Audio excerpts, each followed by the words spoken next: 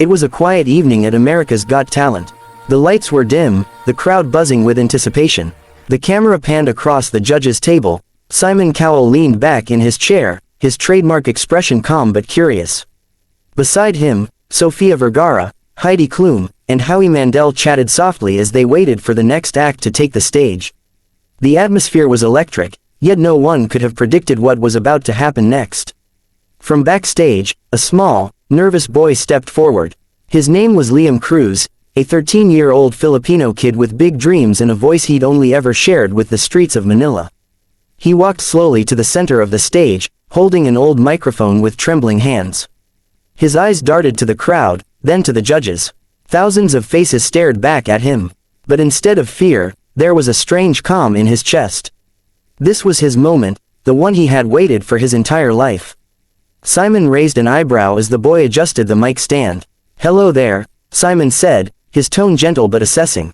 "What's your name?" "My name is Liam," the boy answered softly, his Filipino accent clear. "I'm from the Philippines." The crowd cheered instantly, a wave of applause filling the theater. Simon smiled faintly. "How old are you, Liam?" 13, he said, clutching the mic a little tighter. "And what are you going to do for us tonight?" Simon asked, leaning forward slightly. "I'm going to sing," Liam replied, his voice barely above a whisper. Simon nodded. "All right then, good luck, Liam." The lights dimmed again. The first gentle notes of a piano filled the air. And then, silence. Liam closed his eyes and took a deep breath. When he began to sing, the entire room froze. Wise men say, only fools rush in. His voice was soft, pure, and trembling, yet it carried a kind of magic that silenced every whisper, every cough, every shuffle of feet in the crowd. It was the sound of innocence, of longing, of love poured straight from the heart of a boy who had known pain and hope all at once. As he continued, the audience leaned in closer. Simon's eyes narrowed slightly, not in judgment, but in astonishment. There was something hauntingly familiar about the tone, the phrasing. It wasn't just another rendition of Elvis Presley's classic, "Can't Help Falling in Love." It was something different, something deeply personal. Liam sang like someone who had lived 1,000 stories inside his small heart. "Shall I stay? Would it be a sin?" A single tear slipped down the cheek of a woman in the audience. By the second verse, the entire theater was silent, completely lost in his fragile, angelic tone. Even the air seemed to stop moving.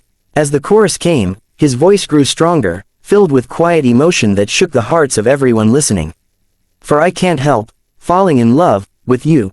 Simon's jaw clenched. He didn't move. He didn't blink. He just watched, deeply, intensely, as this tiny boy poured his soul out on stage. For years, Simon had heard thousands of singers. But rarely, so rarely, did a performance reach him like this. What no one in that crowd knew was that Liam's journey to that stage had been anything but easy. Back in Manila, Liam lived with his grandmother in a small, crumbling apartment near the old market. His parents had both left when he was only 6. His father worked abroad and never returned, and his mother had fallen ill and passed away soon after. The only family he had left was his Lola, his grandmother, who sold fruit by the roadside to keep food on the table. They didn't have much, but what they did have was music. His grandmother used to hum Elvis Presley songs while cooking rice or folding laundry. She had an old radio that barely worked, but, somehow, every night, she found a way to tune into the classics. And Liam would listen. He would sit by the window, close his eyes, and imagine himself singing on a big stage one day, not for fame, not for fortune, but to make his grandmother proud. When he was 9, his grandmother fell ill. The doctors said it was her heart. Liam would sing to her every night at the hospital. Sometimes she would smile weakly and say, "You sound just like Elvis, Anik." Other times, she would close her eyes and whisper, "Keep singing, even when I'm gone." Those words stayed with him. When she passed away, Liam sang, "Can't Help Falling in Love," at her small funeral. He had no piano, no microphone, just his trembling voice echoing through the quiet graveyard. People walking by stopped to listen, some even cried. A tourist recorded him on her phone and posted it online. Within days, the video went viral. Millions of people were touched by the pure, heartbreaking sound of the little Filipino boy singing his grandmother's favorite song. A few months later, he received a message from a talent scout. They wanted to fly him to Los Angeles for America's Got Talent. It felt like a dream. He had never been on an airplane before, never left the Philippines. But somehow, through the kindness of strangers and a few sponsors who believed in him, he made it. And now, standing on that stage, he was singing the same song, for her. As Liam reached the final verse, his eyes shimmered under the spotlight. Take my hand, take my whole life too. A hush fell over the room so deep you could hear the faint hum of the lights above. His voice cracked slightly, but it only made it more real, more human. By the last line, Simon's eyes glistened. He quickly wiped them, pretending to adjust his jacket, but everyone saw it. For I can't help falling in love with you. The final note lingered in the air, fragile, trembling, like it didn't want to let go. And then, silence. For a moment, no one moved. Not a clap, not a breath. Then suddenly, the entire crowd rose to their feet. The applause was deafening. Sofia Vergara covered her mouth, tears streaming down her face. Heidi Klum stood up, applauding with both hands high above her head. Even Howie Mandel looked emotional, whispering, "Wow, just wow." Simon Cowell just sat there, staring at Liam. Then he stood up slowly. He leaned toward the microphone and said, his voice thick, "Liam, that was beautiful." The audience erupted again. Simon took a deep breath before continuing. "You know, I've heard, can't help falling in love, maybe 1,000 times in my life. But I've never, and I mean never, heard it like that. You sang from a place of truth, from a place of love, and it reached every single one of us." He paused, his voice breaking slightly. "Your grandmother would be so proud of you right now." Liam smiled through his tears, nodding softly. "I sang it for her," he said quietly. "She always told me to keep singing, even if no one listens." Simon blinked a few times, visibly moved. Well, tonight, the whole world listened. He pressed the golden buzzer. The crowd exploded into screams and cheers as golden confetti rained down from above. Liam fell to his knees, overwhelmed by emotion. The lights shimmered off the golden flakes as they drifted through the air. Simon stood up and walked onto the stage, something he rarely did. He crouched beside the boy and put a hand on his shoulder. "You have something very special, Liam," Simon said softly. "Don't ever lose it." Liam nodded, tears streaming down his face as he whispered, "Thank you." Backstage, as he hugged the hosts and fellow contestants, Liam could barely believe what had just happened. He looked up at the ceiling, whispering, "This is for you, Lola." The clip of his audition spread across social media within hours. The title read, "Simon Cowell Cries as Filipino Boy Sings Elvis, Can't Help Falling in Love." It became one of the most viewed performances in AGT history. People from all over the world commented, sharing how deeply they were touched by his voice. In Manila, at a small fruit stall near the Old Market, a woman who had once been friends with Liam's grandmother watched the video on her phone. She smiled through tears and said softly, "He did it, Rosa. Your boy made it." As the competition went on, Liam continued to amaze everyone. Each performance seemed to carry more depth, more soul, as though he was channeling every memory, every prayer, every dream he had ever known. When he sang, people didn't just hear a voice, they felt a story. One evening, during rehearsals, Simon visited him backstage. Liam was sitting alone, holding his grandmother's old scarf. Simon sat down beside him and asked, "Do you miss home?" Liam nodded, "Yes, but when I sing, I feel like she's here with me." Simon looked at him, thoughtful. "You know, I lost my mother a few years ago," he said quietly.